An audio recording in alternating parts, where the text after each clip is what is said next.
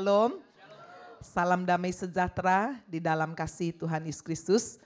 Bapak Ibu Saudara sekalian, tahun ini, tahun 2015, Gereja Happy Family Center memiliki satu tema tahunan, The Year of Living Victoriously.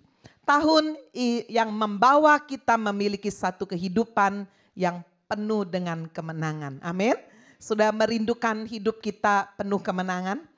Bapak Ibu Saudara sekalian, kemenangan yang sejati hanya ada di dalam Kristus. Kemenangan yang sejati hanya ada di dalam firman Tuhan. Dan setiap bulan saudara, berarti satu tahun ada 12 bulan, ada sub-sub tema yang akan memfokuskan saudara kepada tema tahunan. Dan bulan ini subtemanya adalah Trust in God. Percaya kepada Allah. Bapak Ibu Saudara sekalian, janji Tuhan membawa kita sungguh melekatkan diri kita lebih lagi. Diberkatilah orang yang mengandalkan Tuhan. Amin. Diberkati orang yang betul-betul saudara percaya kepada firman Tuhan. Sementara orang-orang yang dikatakan sudah hatinya menjauh dari Tuhan, orang yang mengandalkan kekuatannya sendiri, yang mengandalkan kekuatan manusia, saudara dikatakan terkutuklah mereka semua. Bapak Ibu Saudara merindukan kita menjadi orang-orang yang berbahagia. Amin. Ya. Hari ini saya ingin menyampaikan satu kebenaran firman Tuhan. Bagaimana kehidupan orang benar saudara mengalami ujian. Saya memberikan satu tema, The Test of the Right Man. Ujian-ujian yang dialami oleh orang-orang benar. Bapak Ibu Saudara sekalian, Pete Hammond pernah mempelajari 40 tokoh Alkitab yang paling populer. Dan ternyata saudara sekalian dia menjumpai di dalam penyelidikannya bahwa ternyata 75% dari tokoh-tokoh Alkitab yang menjadi teladan iman bagi kita semua, ternyata mereka bukanlah tokoh-tokoh seperti nabi atau imam. Ada sih, tapi jumlahnya hanya 25% saja. Sementara saudara sekalian 75% mereka yang kehidupan imannya betul-betul menjadi teladan. Di dalam Alkitab saudara, mereka adalah orang-orang yang bekerja secara sekuler, di dunia sekuler. Mereka adalah orang-orang saudara yang bukan yang melayani Tuhan sepenuh waktu. Mereka tidak mendapat jabatan nabi atau imam ya, atau full timer atau sekarang pendeta, penginjil.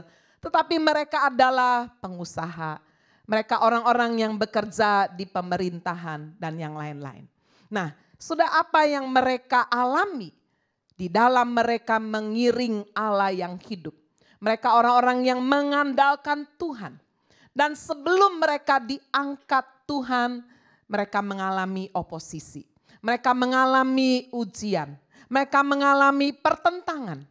Tetapi apakah ujian itu hanya mendahului sebelum dipromosikan? Ternyata sudah saya mempelajari ujian itu pun datang setelah mengalami promosi. Setelah diangkat Tuhan. Kesimpulannya saudara sekalian, orang-orang yang mengandalkan Tuhan tidak pernah akan terlepas dari ujian hidup. Amin. Justru ujian itulah yang membuat kita semakin mengandalkan Tuhan. Seandainya Bapak Ibu Saudara dan saya dalam hidup ini tidak mengalami lagi ujian, kita akan menjadi orang-orang yang terkutuk. Karena kita kemudian tidak lagi mengandalkan Tuhan. Hari ini kita akan melihat saudara sekalian khususnya dua tokoh yang mengalami ujian di dalam kehidupan mereka. Yang pertama sudah kita melihat seorang yang bernama Yusuf. Dia mengalami oposisi sebelum promosi. Sebelum diangkat Tuhan, saudara Yusuf mengalami satu ujian yang luar biasa. Sebab kita lihat bagaimana dimulai dari dalam keluarga. Bapak Ibu Saudara terus terang, keluarga seringkali menjadi satu ujian yang paling berat. Betul? Bapak Ibu menjumpainya tiap hari. Apakah itu pasangan hidup kita? Saudara mau menggebu-gebu melayani Tuhan, mau hidup benar. Pasangan hidup seringkali tidak bisa menjadi satu penolong atau memberikan satu dorongan yang kuat untuk kita bisa berjalan beriringan. Ataukah itu orang tua kita, anak-anak kita, saudara-saudara kandung kita. Saudara lihat apa yang dialami oleh Yusuf. Dia dibenci oleh saudara-saudara kandungnya.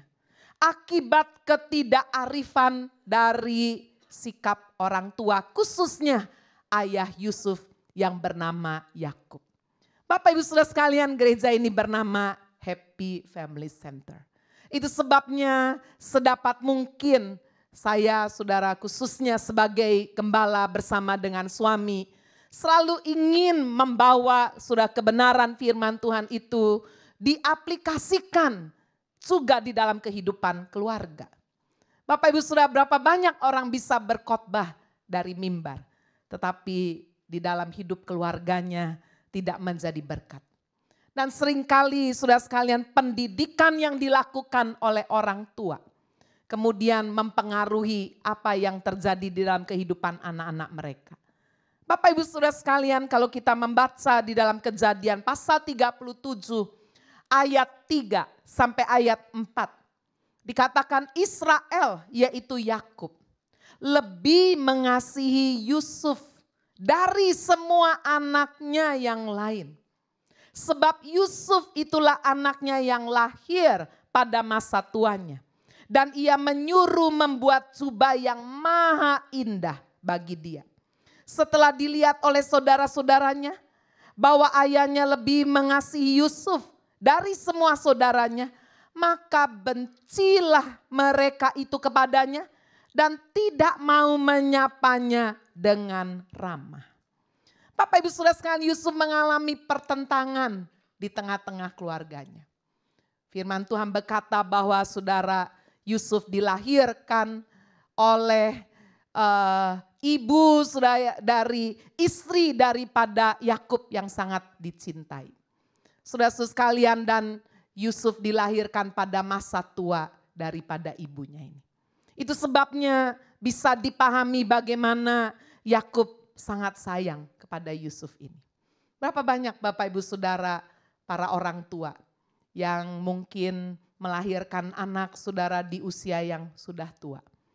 Mungkin perbedaan antara anak yang terakhir dengan anak yang sebelumnya bisa 10 tahun, bisa 15 tahun. Dan saudara merasa bahwa aduh, anak ini istimewa sekali. Bapak Ibu Saudara, dan tidak bisa dihindari seringkali ada favoritism. Ada favoritisme di dalam saudara membagi kasih. Saya yakin hampir semua orang tua selalu berkata begini, oh saya sayangnya sama rata, saya enggak pilih kasih. Ya, tetapi saudara kalau jujur, benar-benar jujur, mungkin saudara sekalian sulit sekali kita bisa mengasihi sama rata. Saya sendiri mengalami dari 7 bersaudara. Saya tahu persis bahwa mama saya paling sayang kepada kakak di atas saya. Sangat kelihatan. Walaupun dia bilang, oh semua mama sayang. Ya. Tapi Bapak Ibu Saudara, saya juga lihat, saya juga rasa bahwa papa saya paling sayang sama saya. Ya. Jadi saudara sekalian, ada favoritisme di dalam keluarga. Nah ternyata Bapak Ibu Saudara, dari ribuan tahun kita sudah lihat bahwa semua sudah dicatat di dalam Alkitab. Dan sikap yang tidak arif, perlakuan yang tidak arif dari orang tua sudah bisa dituai oleh anak-anaknya. Yusuf sudah sekali menjadi seorang yang dikatakan dibenci oleh saudara-saudaranya. Karena apa? Karena melihat ayahnya lebih sayang kepada dia daripada kepada saudara-saudara yang lain. Di sini kita melihat saudara sekalian satu pergumulan yang pertama yang dialami oleh Yusuf.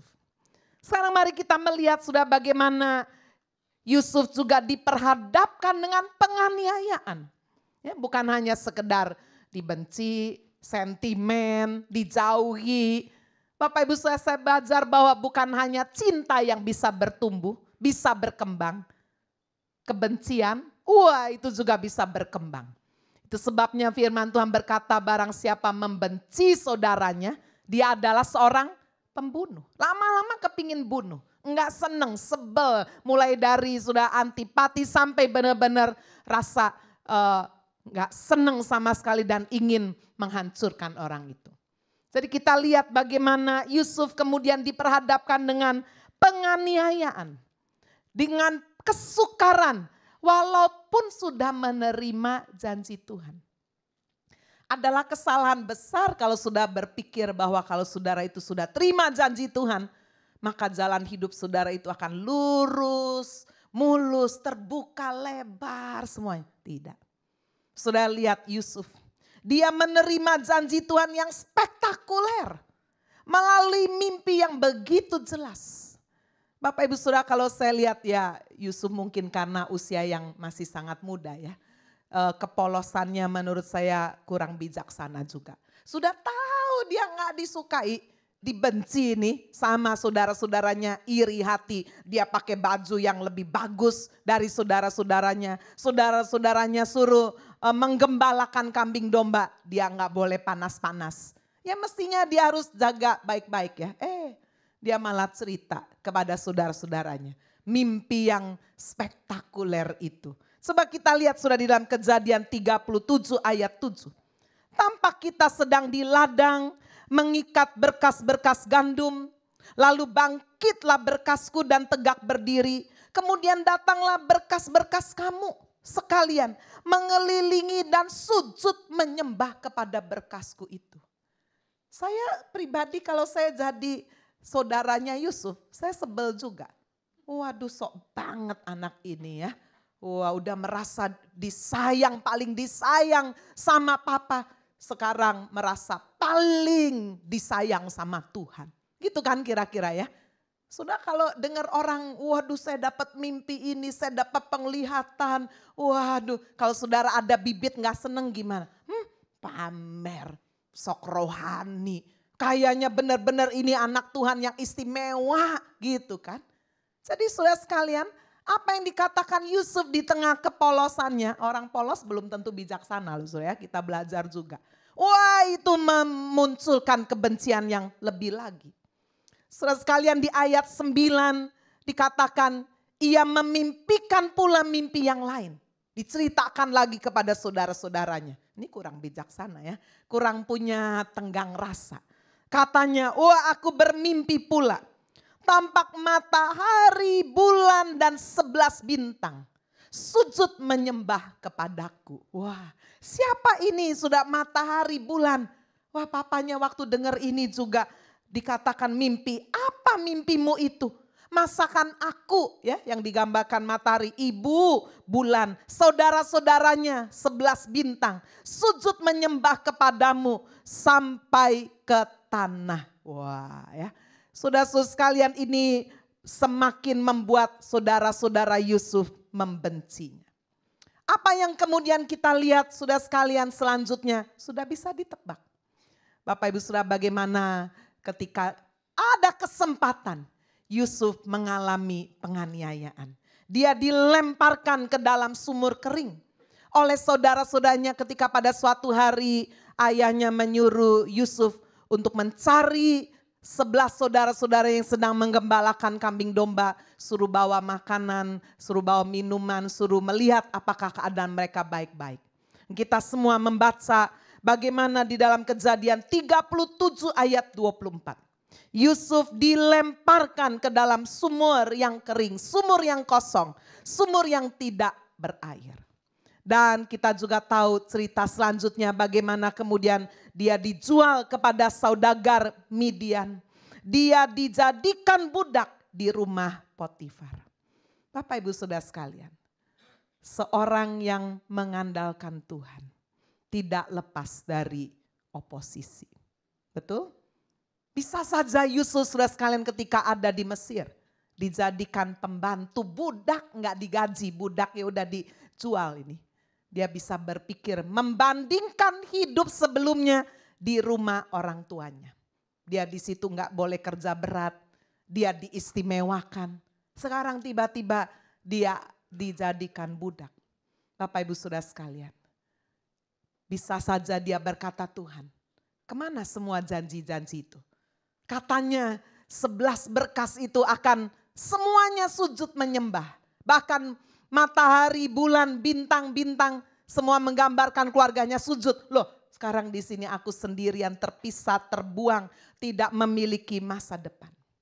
Bapak Ibu Saudara sekalian, oposisi yang dialami oleh Yusuf. Sekarang bukan hanya dari keluarganya, tetapi saudara dari keadaan yang dia tidak pernah duga. Datang begitu cepat. Sekarang kita melihat saudara sekalian bagaimana dia difitnah dan dihukum walaupun hidup dalam kesucian. Bapak Ibu Saudara, saya sering melihat orang tua yang kurang bijaksana di dalam mendidik anak.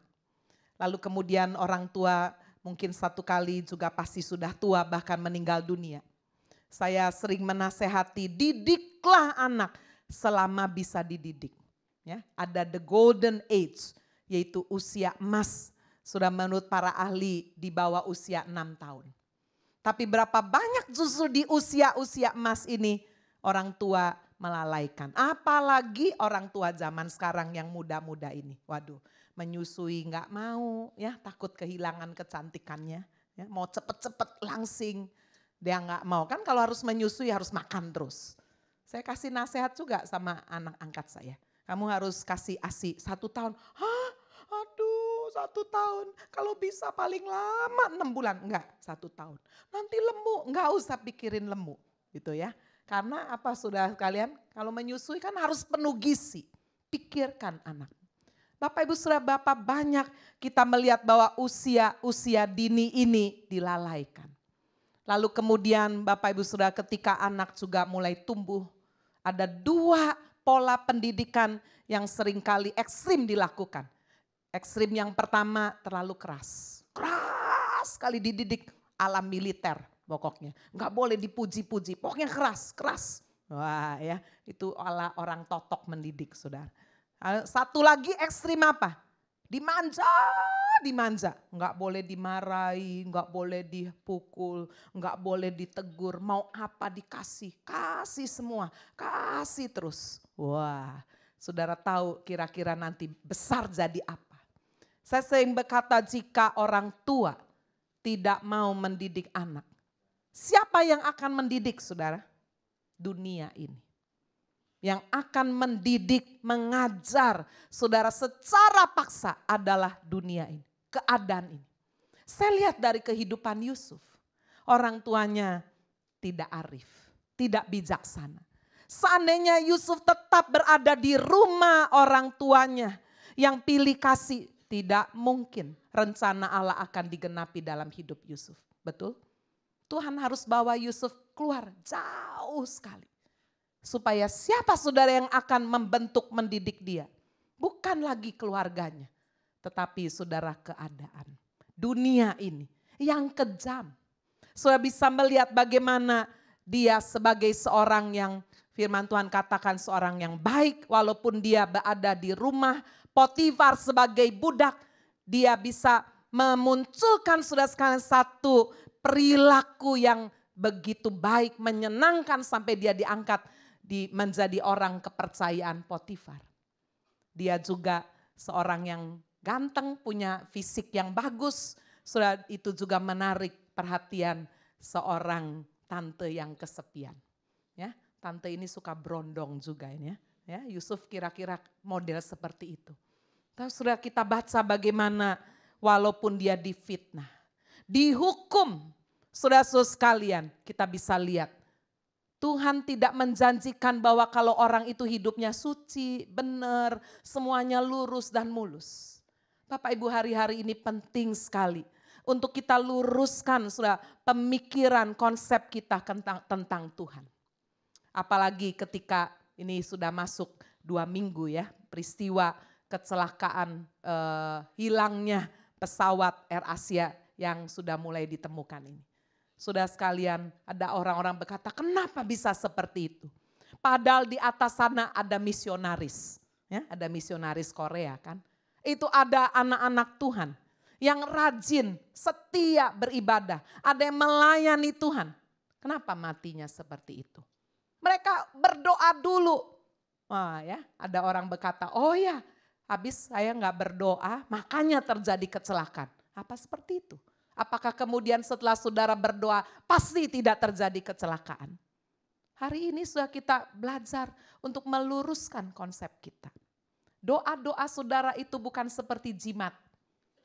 Ya, yang ketika sudah doa pasti terjadi begitu. Kalau itu seperti itu berarti yang jadi Tuhan saudara. Bukan Tuhan. Dia adalah Tuhan yang berdaulat. Amin. Dia bisa menjawab doa saudara. Tapi jika dia bisa mengizinkan peristiwa-peristiwa yang tidak kita sukai. Ya, kita juga enggak boleh masuk kepada satu dugaan bahwa kalau gitu kehendak Tuhan. Waduh, masa Tuhan menghendaki orang mati dalam pesawat? Bapak Ibu Saudara sekalian. Itu padahal firman Tuhan berkata bahwa dia tidak pernah merancangkan kecelakaan. Gimana itu? Rancangan yang ada pada Tuhan adalah rancangan damai sejahtera, rancangan yang penuh pengharapan. Jika tidak hati-hati, kita bisa menghakimi. Oh, itu orang-orang ya tidak dikasihi Tuhan. Pasti ada dosa-dosa yang tersembunyi. Sampai Tuhan izinkan mati seperti itu. Wah, hati-hati Bapak Ibu. Kita enggak boleh melakukan satu dugaan seperti itu. Kita belajar lihat Yusuf. Begitu suci hidupnya. Tapi dia difitnah, dia dipenjara. Coba kita melihat Kejadian 39 ayat yang ke-12. Lalu perempuan itu memegang baju Yusuf sambil berkata, marilah tidur dengan aku. Jelas-jelas dia yang digoda. Tetapi Yusuf meninggalkan bajunya di tangan perempuan itu dan lari keluar. Kita tahu semua ceritanya bagaimana ketika kemudian perempuan itu membalikkan ceritanya. Ya, diputar balikin semuanya. Di ayat 20 ini sebagai hasilnya. Lalu Yusuf ditangkap oleh tuannya dan dimasukkan ke dalam penjara. Tempat tahanan-tahanan raja dikurung. Demikianlah Yusuf dipenjarakan di sana. Bapak Ibu, orang benar. Orang yang mengandalkan Tuhan. Kok bisa difitnah? Kok bisa Tuhan izinkan ada di dalam penjara? Bapak Ibu saudara-saudara sekalian. Roma 8 ayat 28 berkata Allah turut bekerja di dalam segala sesuatu. Amin. Dalam segala sesuatu termasuk dalam kemalangan. Dalam peristiwa yang tidak enak. Saudara-saudara sekalian mungkin ada yang berkata, apa baiknya ya Bu ya meninggal dalam kecelakaan yang seperti itu. Mungkin kita hari ini tidak tahu. Tidak semua saudara sekalian peristiwa yang tidak menyenangkan itu kita bisa jawab hari ini. Betul Bapak Ibu Saudara? Izinkan sudah ada misteri, ada rahasia yang kita tidak bisa temukan semua jawabannya. Tapi firman Tuhan berkata bahwa orang benar pun dicobai. Amin. Yesus pun sudah sekalian harus berada di salib. Salah sekali kalau saudara menerima pengajaran bahwa kalau sudah ikut Yesus, semuanya lancar, mulus, tidak ada halangan. Kalau kita kudus, kalau kita sebagai anak muda yang hidupnya suci, pasti Tuhan berkati, gitu kan? Bagaimana dengan Yusuf? Dia hidup suci, tapi sekarang dia di penjara.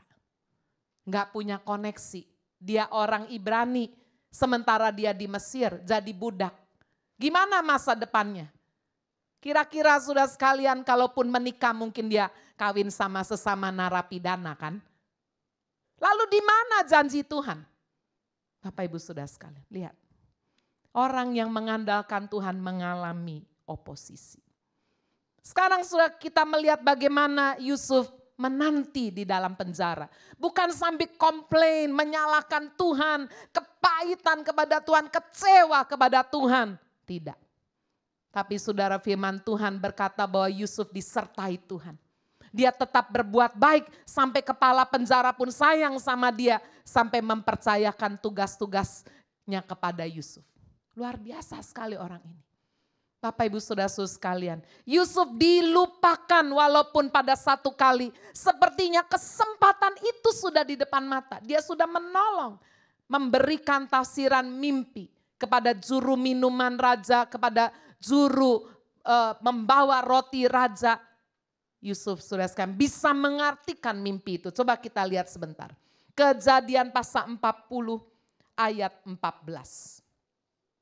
Waktu Yusuf sudah memberikan tafsiran mimpi dan benar-benar sudah juru minuman raja itu dibebaskan, dilepaskan. Sebelum itu Yusuf wanti-wanti ngomong begini. Tetapi ingatlah kepadaku, apabila keadaanmu telah baik nanti, tunjukkanlah terima kasih-Mu kepadaku dengan menceritakan hal ihwalku kepada Firaun dan tolonglah keluarkan aku dari rumah ini. Ya, mencoba mencari bolo. Ya, cerita sesungguhnya saya begini-begini loh, saya nggak salah, saya difitnah. Sekarang kamu udah tak tolong ya. Jangan lupa ya balas budi lu ya. Jangan lupa kasih tahu sama Firaun. Kamu kan pejabat penting. Oh ya pasti. Terima kasih ya, terima kasih. Tapi setelah saudara pejabat minuman raja ini keluar. Ayat 23 Kejadian 40 firman Tuhan berkata apa? Tetapi Yusuf tidaklah diingat oleh kepala juru minuman itu. Melainkan apa? Dilupakannya. Saudara pernah dilupakan? Saudara udah berbuat sedemikian rupa, berkorban. Wah, tapi kemudian orang itu lupa. Gimana rasanya? Sakitnya di sini. Saya sendiri nggak pernah dengar lagu itu baru kemarin. Ibu nggak pernah dengar lagu populer kayak begitu. Ya, didengerin, waduh, ya lagu dangdut ternyata saudara. Saya juga pernah mengalami sudah menolong. Satu dulu sebelum melayani sebagai gembala, saya pengkhotbah keliling. Ya, banyaklah yang ditolong, tapi biasanya yang kita tolong yang benar-benar kita rasa berkorban, pasti rasa ya. Tapi saudara giliran saya betul-betul membutuhkan pertolongan. Orang itu dengan gampangnya berkata, sorry ya Bu, yang ini saya nggak bisa bantu. Padahal saya nggak minta, saya cuma minta bantuan aja. Saya punya rumah, saudara di Bandung dulu ya. Saya membutuhkan sekali pada waktu itu sejumlah uang. Saya cuma bilang, tolonglah beli rumah ini. Saya nggak, tolonglah saya dikasih uang, enggak, beli rumah ini loh. Oh, orang ini yang saya datang ini kaya sekali. Beli rumah waktu itu mungkin tahun berapa ya? Tahun 90-an saya belum menikah. Saya sudah menikah waktu itu. Bapak Ibu saudara mungkin 150 juta ya waktu itu sudah tinggi ya. Tapi buat orang ini yang kaya sekali, sebetulnya gak ada artinya. Saya berkata, tolong belilah rumah ini. Nanti kalau sudah beli, misalnya setelah beberapa, kamu kan bisa jual lagi. Tapi saya butuh banget ini. Kalau kamu bisa beli, lumayan saya punya uang cash. Gak mau sudah. Nanti ya Bu Agnes ya, saya pergumulkan dulu. Wah ini bahasa rohani kan. Saya bergumulkan, saya tanya Tuhan dulu. Bapak Ibu Saudara dan jawabannya setelah seminggu, sorry Bu Agnes, saya gak bisa, waduh saya lemes. Saya bilang sama Bapak, gimana ini kita gak bisa dapat duit cash ini dibutuhkan. Saya kecewa, saya bilang orang itu pernah saya tolong lu benar-benar. Saya bersyukur saya punya suami yang mengalami proses pembentukan mungkin lebih dari saya. Saya gak bisa lupa dia ngomong begini, ya kamu harus belajarlah ditolak orang. Saya lihat dalam hidupmu, ya suami saya ngomong gitu, gak pernah ditolak. Pergi kemana dipuji orang, dihargai. Nah ini nih, kalau saya udah biasa. Pulang dari Amerika ditolak, mau sekolah S2, lama teman deket. Ayolah tolonglah, bantu saya kasih beasiswa, murah aja sekolah di Tiranus. Berapa sih sekolah Alkitab. Nanti kalau udah saya melayani lu di gereja, sorry Han, gak bisa. Padahal teman dekat saudara, udah ditolak. Saya sampai mau jadi supir taksi. Aduh lihat orang Kristen kejem. Lalu saya sampai jual air, jual mineral pot. Jadi sales. Wah, apa semua orang mau beli mineral pot? Nggak mau, apalagi dulu nggak musim kan. Sekarang aja saudara udah biasa minum air aqua. Dulu mau sudah beli air. Air kok beli, wong tinggal di keran tinggal godok aja. Benar sudah. Ya, sakingan kita udah mengalami perubahan tuh nggak rasa. Wah, saya ditolak waktu kemudian dia juga bergabung dengan dunia asuransi. Wah, itu sudah ditolak. Ya Pak ini datang. Tunggu ya, udah tunggu sejam, 2 jam, sekretarisnya keluar. Maaf Bapak hari ini ada meeting. Waduh, udah 2 jam saudara. Besok aja ya, datang lagi ya. Ya, wah kalau aku udah bolak-balik ditolak, biasa. Wah saya belajar. Dan dia berkata, kalau kamu sudah pernah menolong orang, jangan pernah menuntut balas budi. Itu yang firman Tuhan katakan, tangan kanan beri, tangan kiri gak usah lihat. Betul? Sudah kalau ingat bahwa sudah pernah menolong, lalu saudara pada waktunya enggak ditolong, itulah yang membuat sakit hati kan. Betul saudara? Itu pelajaran. Waduh saya simpen setelah itu, wah orang mau fitnah lah, mau tusuk dari belakang lah, udahlah cuek aja. Jalan terus. Amin saudara. Kita lihat Yusuf ini luar biasa. Dia hidup benar, hidup suci, difitnah, masuk penjara. Dia dilupakan. Bapak Ibu saudara sekalian, tetapi percayalah Tuhan punya waktu. Amin. In his time he makes all things beautiful. Saya mengalami bagaimana ketika saya enggak lagi mengandalkan manusia. Saya enggak kepahitan, enggak kecewa. Saya kalau bahasa manusia terpaksa kan cari Tuhan. Ya. Tuhan ini gak bisa menolong, ini gak bisa. Udahlah Tuhan, saya benar-benar andalkan Tuhan. Seharusnya gak boleh begitu kan, pertama harus andalkan Tuhan dulu. Tapi namanya manusia kadang masih berusaha coba ini. Waduh udah gak bisa mengandalkan Tuhan. Justru disitulah kita melihat keajaiban. Justru disitulah kita melihat mujizat. Itulah yang membuat kita semakin rendah hati dan berkata, kalau saya sampai jadi seperti sekarang, bukan saya. Itu karena Tuhan. Amin saudara. Apa yang dialami oleh Yusuf? Dia diangkat Tuhan pada waktunya. Tuhan selalu sudah bisa mengadakan, memakai satu peristiwa yang tidak pernah diduga sudah untuk bisa mengangkat seseorang. Bagi manusia kita melihat ini masalah, ini kesukaran. Tapi bagi Tuhan, oh ini kesempatan. Amin. So kalau menghadapi ujian, menghadapi masalah, apa sudah bilang, oh ini kesempatan. Atau sudah bilang, mati aku. Waduh. Ya, Bapak Ibu Saudara sekalian, mari kita belajar melihat begitu ada kesukaran. Kita lihat di dalamnya ada kesempatan. Di mana Tuhan akan menyatakan mujizatnya. Coba kita lihat bagaimana Tuhan memakai satu peristiwa. Yaitu Firaun yang bermimpi sudah membuat dia sangat gelisah. Sehingga dikumpulkannya orang-orang pandai di negeri itu. Justru disitulah sudah melalui peristiwa itu Tuhan mau mengangkat Yusuf. Kejadian 41 ayat 8, pada waktu pagi gelisahlah hatinya. Lalu disuruhnya lah memanggil semua ahli, semua orang berilmu di Mesir. Firaun menceritakan mimpinya kepada mereka, tetapi seorang pun tidak ada yang dapat mengartikan kepadanya. Bapak Ibu Saudara, bersyukur. Ada persoalan, ada masalah, Tuhan bisa pakai itu. Untuk mengingatkan kembali saudara, juru minuman raja yang pernah ditolong oleh Yusuf ini. Setelah 2 tahun, 2 tahun tuh menurut saudara lama apa sebentar? Hah? Tergantung. Kalau saudara happy hidup ini, cepat ya. Itu kan.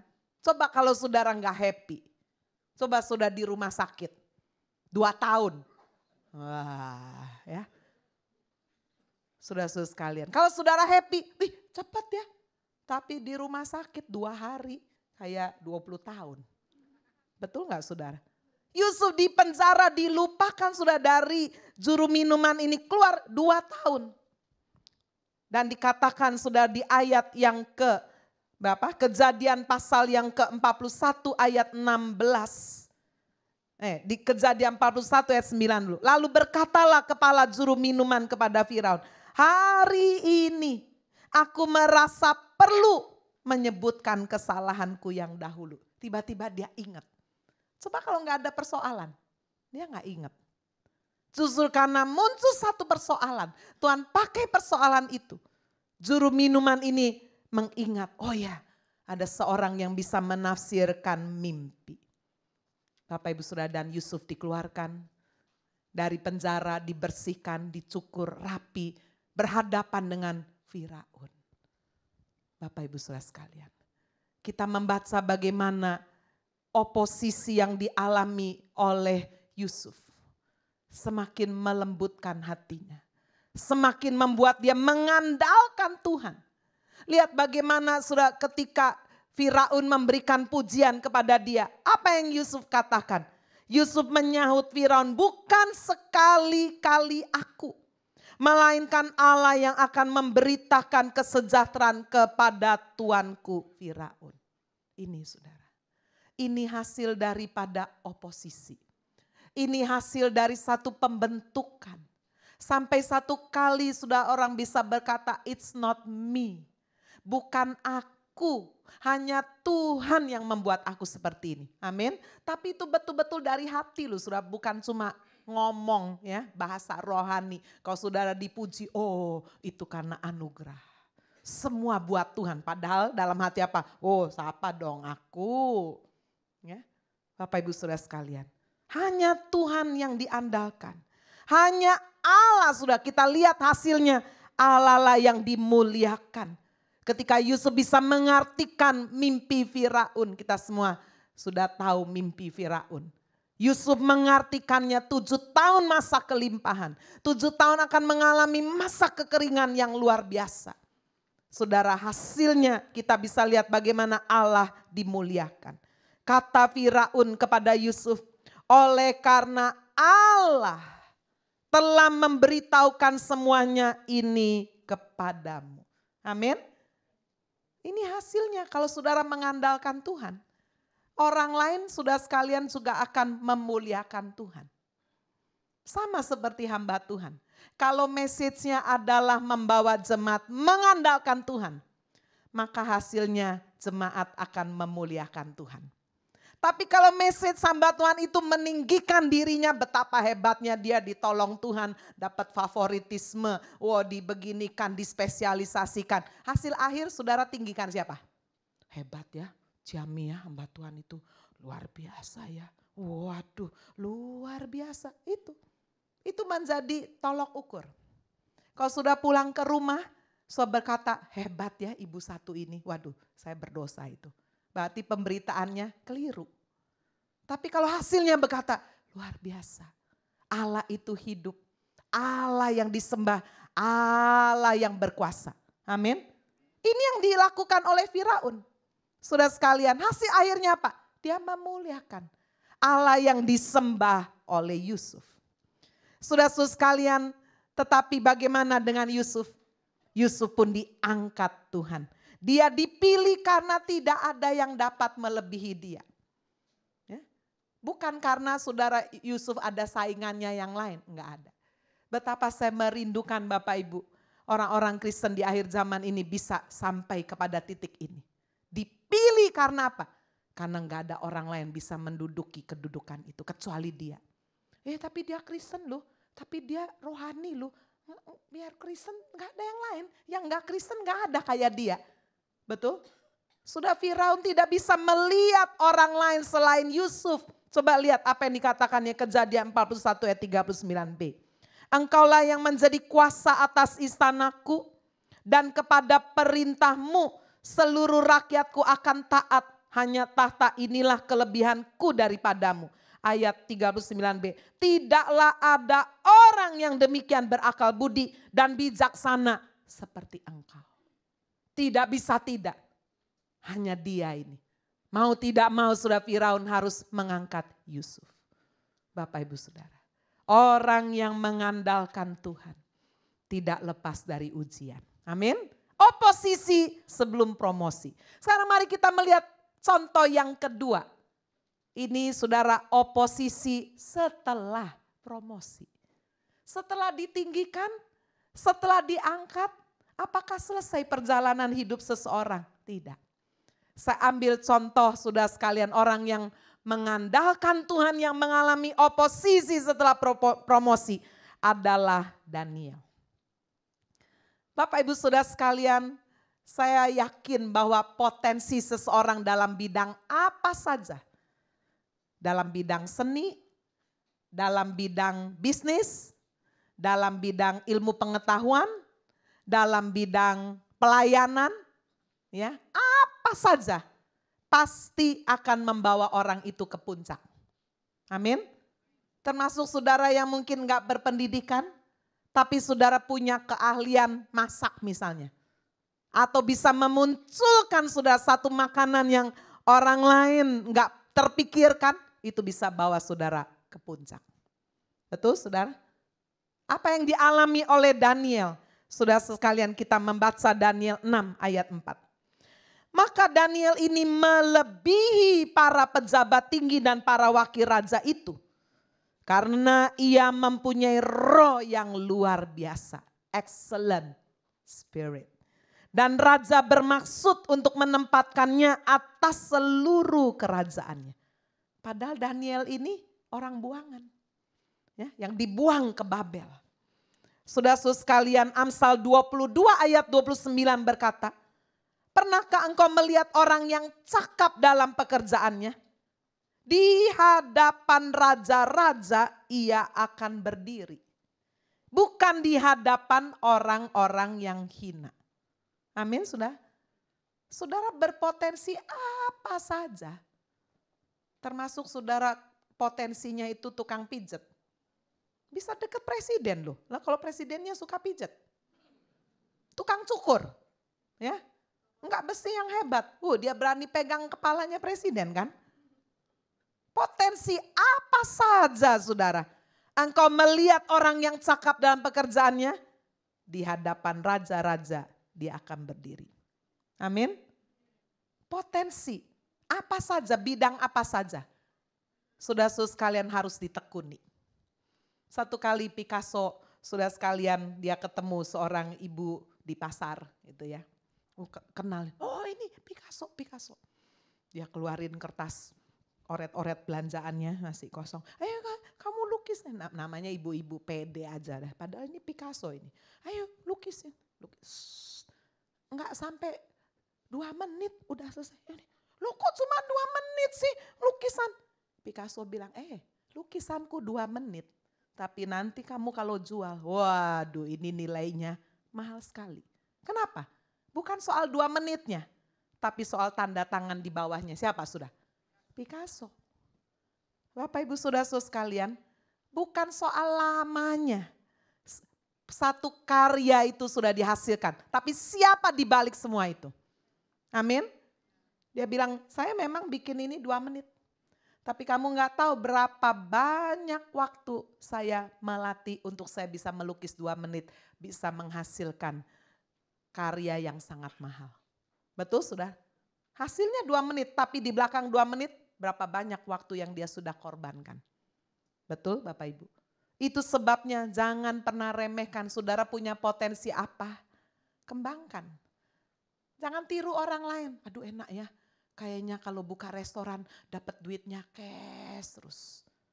Lalu saudara tutup toko, buka restoran. Tambah gak bisa libur. Tambah sendok dicolongi orang, garpu dicolongi, sayur gini, waduh ini. Kok gak enak ya? Karena saudara lihat hanya satu sisi, cuma terima duit cashnya. Betul gak? Pindah lagi, wah kayaknya enak ya. Jadi ini agen asuransi. Waduh sekali dapat komisi, waduh biarin 3 bulan gak kerja, waduh bisa jalan-jalan. Aku coba dibantingi pintu, tunggu ditolak orang, gak enak ya. Soalnya kalau dalam hidup ini soalnya cuma tiru-tiru orang, soalnya gak akan berhasil. Saudara dalami apa yang saudara benar-benar itu menjadi bagian dalam hidup saudara, dalami. Amin. Dalami. Sehingga betul-betul itu menjadi satu potensi yang akan membawa saudara pasti ke puncak.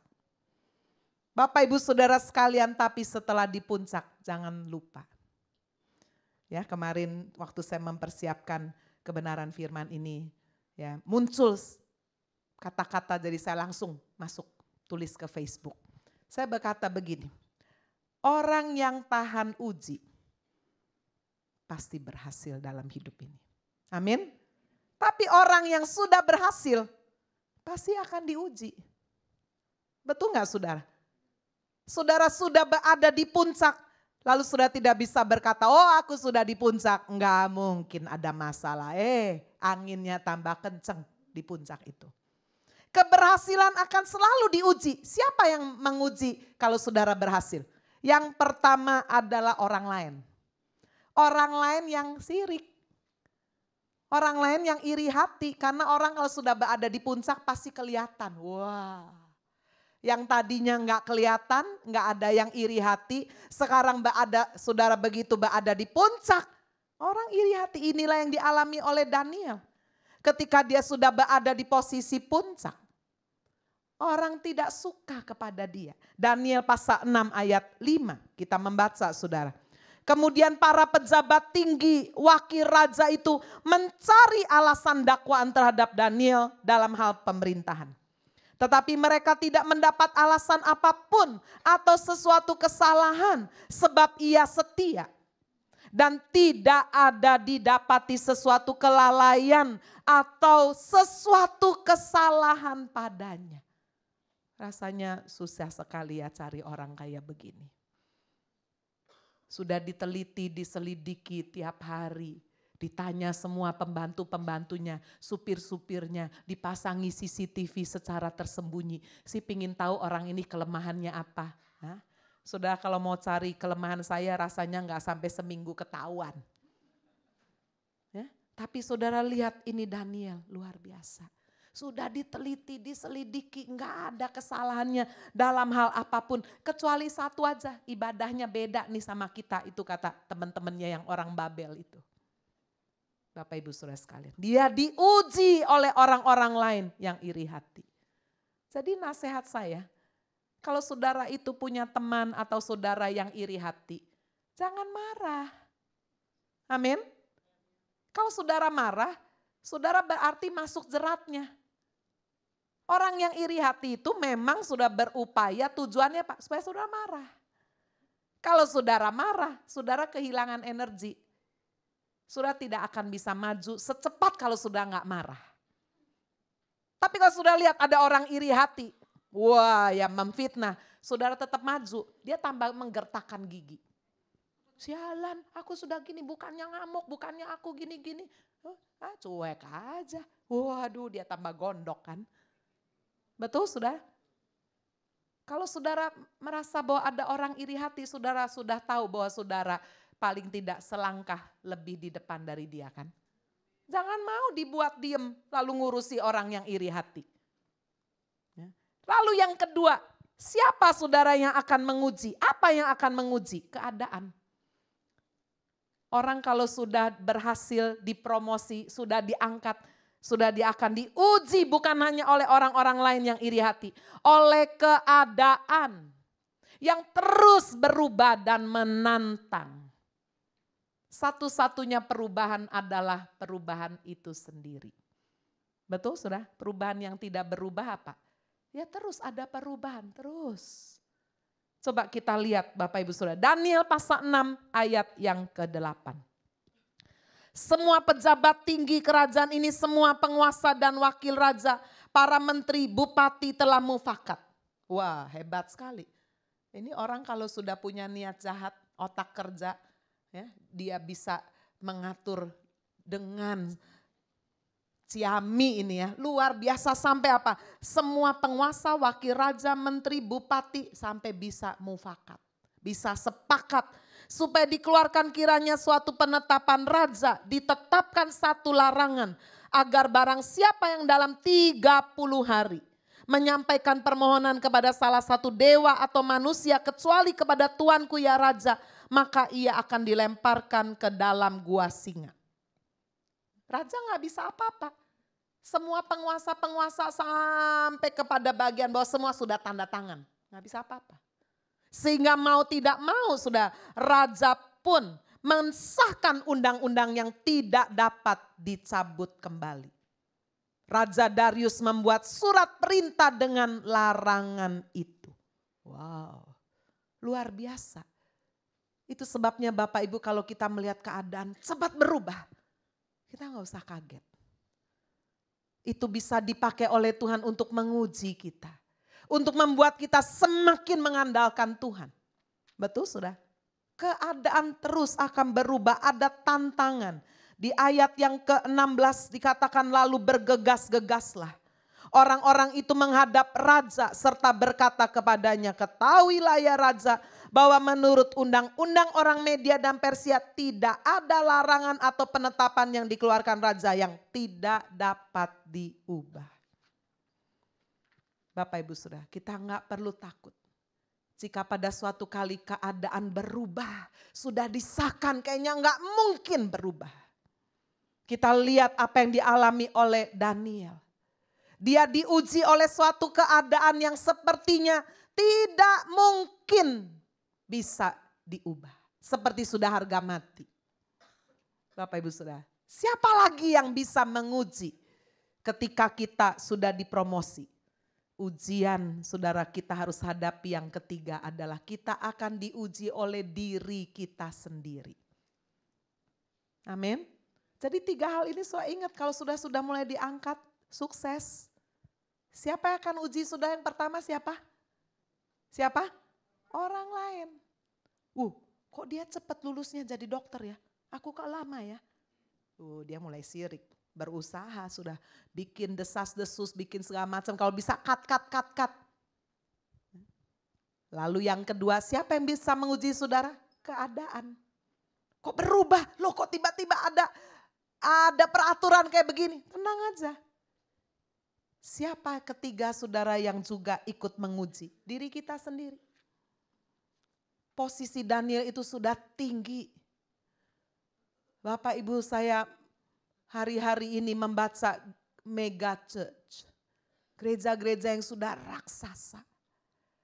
Tiba-tiba saja membuat satu pernyataan yang secara hati nurani sudah kekristenan saya ada kecewa. Saya nggak sebutlah namanya, tapi dia seorang yang benar-benar sudah menulis buku. Dia pemimpin gereja yang luar biasa. Beberapa tahun yang lalu dia membuat satu pernyataan, pernikahan adalah hubungan yang diikat oleh Tuhan antara 2 orang yang heteroseksual, yaitu laki-laki dan perempuan. Benar gak saudara? Benar. Tapi sudah ternyata pernyataan itu mengundang satu kritikan. Ternyata hamba Tuhan ini juga punya teman-teman yang berpengaruh sudah di pemerintahan, termasuk juga ada yang di gereja, yang tidak heteroseksual. Tapi yang apa? Lawannya hetero apa? Homoseksual. Wah, dia ditekan. Sampai dia meralat. Dia membuat satu surat pernyataan. Saya meminta maaf. Bahwa pernikahan tidak selalu harus heteroseksual. Kaget saudara. Kok bisa ya? Orang sekali berdia ya. Hati-hati. Kalau sudah di atas, saudara akan diuji oleh diri sendiri. Saudara kompromi atau komitmen. Daniel ada dalam posisi ini kan. Begitu dia dengar larangan itu dalam 30 hari. Kalau ada orang yang menyembah selain menyembah raja, masukin gua singa. Gimana sudah? Aku sudah di atas ini, aku sudah tinggal di sana. Waduh, aku sudah kekuasaanku banyak ini. Kompromi atau komitmen. Daniel 6 ayat 11 apa yang dia lakukan? Dia melakukan komitmennya. Amin. Demi didengar Daniel bahwa surat perintah itu telah dibuat. Pergilah ia ke rumahnya Dalam kamar atasnya ada tingkap-tingkap yang terbuka ke arah Yerusalem. 3 kali sehari ia berlutut berdoa serta memuji Allahnya seperti yang biasa dilakukannya. Amin. Sudah akan alami ini, benar. Soal pengusaha udah di atas. Soal akan diuji. Kompromi atau komitmen. Ini bisnis, waduh ini bisnis ratusan miliar ini. Tapi mesti ada iming-imingnya ini. Mesti ada hadiahnya yang hidup ini. Kalau saya nggak kasih, nggak keluar ini ratusan miliar. Gimana ya? Komitmen atau kompromi? Harus merem-merem ya. Habis itu Tuhan ampuni dosaku ya. Hati-hati sudah. Di atas itu anginnya sangat kencang.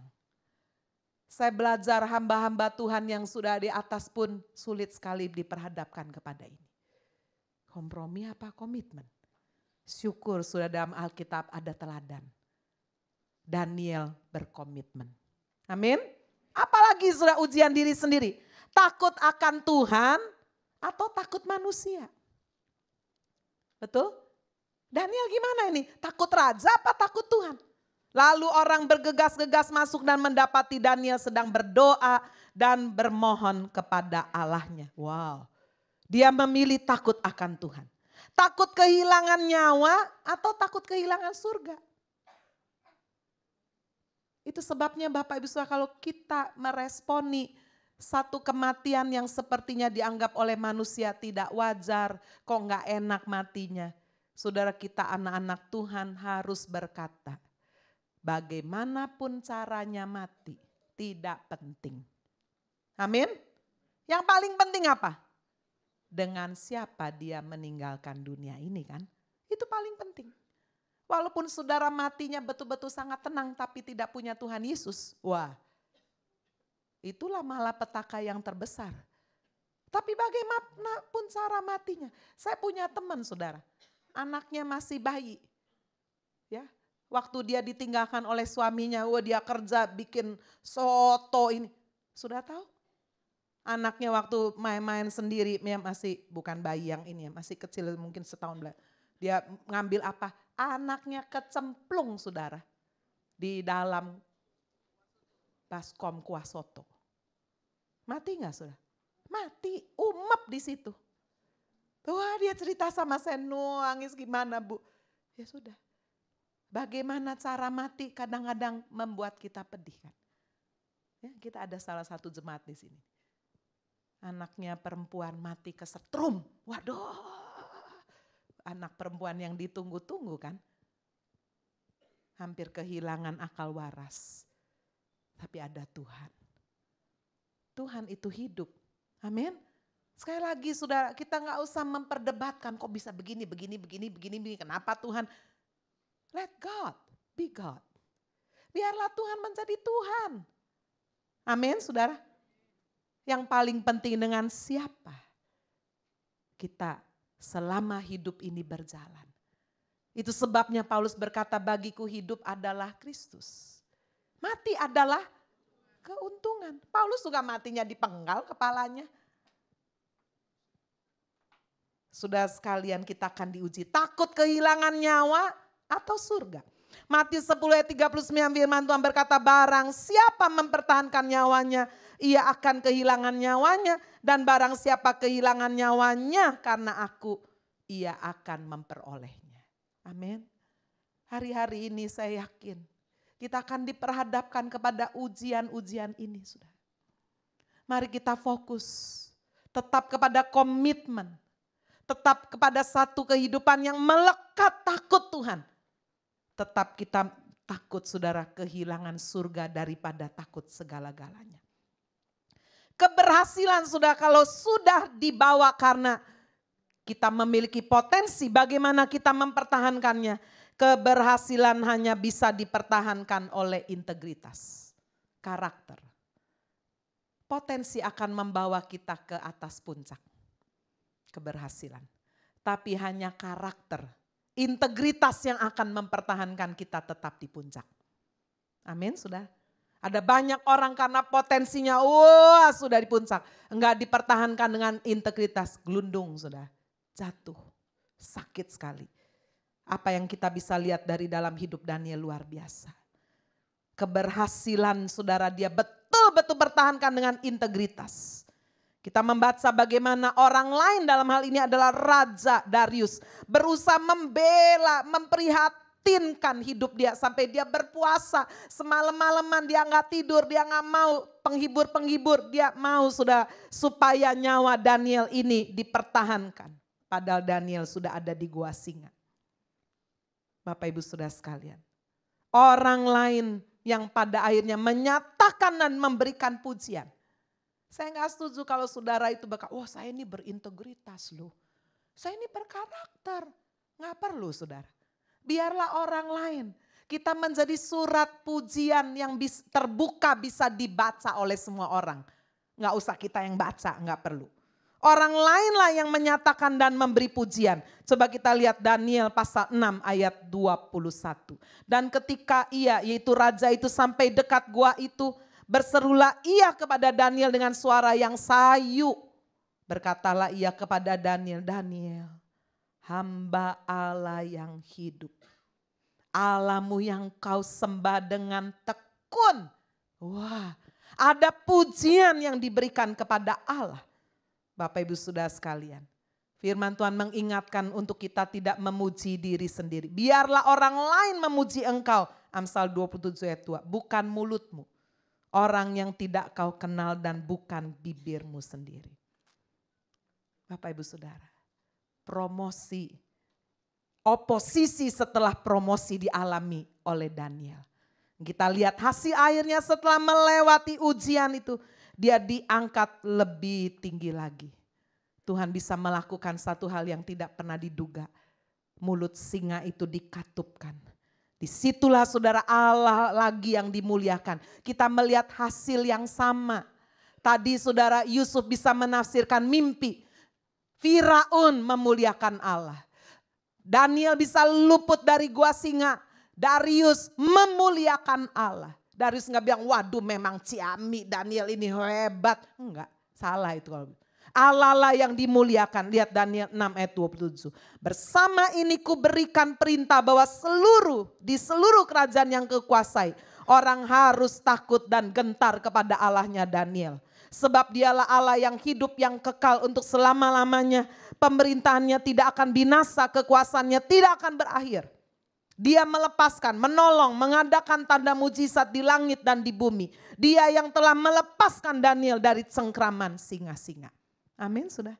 Ini hasil akhir orang yang mengandalkan Tuhan. Allah dimuliakan.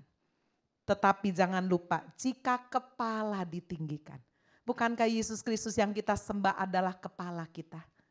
Bukankah Yesus Kristus adalah kepala gereja? Siapapun saudara yang hadir hari ini termasuk pemirsa live streaming. Jangan lupa, kepala kehidupan kita adalah Kristus. Saudara punya perusahaan, pekerjaan, saudara harus berkata Tuhan, pemimpinnya adalah engkau. Engkau kepala. Kenapa ada banyak hamba Tuhan jatuh? Dia lupa bahwa kepalanya adalah Kristus. Kepala gereja adalah Kristus. Amin. Tapi kalau kepalanya ditinggikan, masa anggota tubuhnya kepalanya tok yang naik. Badannya turun, tidak toh. Kepalanya naik, anggota tubuh ikut diangkat kan. Jika kepala kita Kristus ditinggikan, anggota tubuh pun ikut diangkat. Daniel 6 ayat 29. Daniel ini mempunyai kedudukan tinggi pada zaman pemerintahan Darius, pada zaman pemerintahan Kores orang Persia itu. Kita percaya, orang yang mengandalkan Tuhan, melewati oposisi sebelum promosi maupun setelah promosi. Tapi hasil akhirnya Allah ditinggikan, Allah dimuliakan. Kita pun akan diangkat bagi kemuliaan Tuhan. Amin. Tuhan Yesus memberkati kita semua. Mari kita bangkit berdiri Bapak Ibu. Kita datang kepada Tuhan. Kita berdoa. Terima kasih Tuhan untuk pagi ini. Kami sudah menerima kebenaran firman Tuhan. Roh Kudus, Engkau yang boleh menolong, menguasai hidup kami. Menerjemahkan setiap kebenaran firman lebih jauh lagi dalam hidup kami, untuk kami aplikasikan di tengah keluarga. Jadikan kami orang tua yang bijaksana, yang mengasihi anak-anak dan mendisiplin sesuai firman. Jadikan kami Tuhan orang-orang yang sungguh-sungguh kuat di tengah pembentukan, di tengah proses. Karena kami percaya Engkau yang akan mengangkat setelah oposisi, setelah mengalami satu kesukaran. Demikian juga kalau ada di antara kami yang sudah dipromosikan, sudah di atas keberhasilan, kami tidak akan lupa diri. Karena terus akan ada oposisi, membentuk, membuat kami semakin mengandalkan Tuhan. Berapa banyak saudara rindu hidupmu semakin melekat kepada Kristus. Mari angkat tangan saudara. Tuhan, Kau melihat tangan kami diangkat. Pegang tangan kami, Roh Kudus. Di masa yang semakin sulit, kami perlu Engkau, Yesus. Kami perlu terang firman. Kami perlu Roh Kudus. Sehingga kami tetap menjadi orang-orang yang berkomitmen, bukan kompromi. Menjadi orang-orang yang hidup takut Tuhan, bukan takut manusia. Kami menjadi orang-orang yang tidak takut kehilangan nyawa. Kami mau tetap iring Engkau setia. Terima kasih Tuhan, terima kasih. Di dalam nama Tuhan Yesus. Mari kita semua yang percaya kita berkata, amin. Silakan.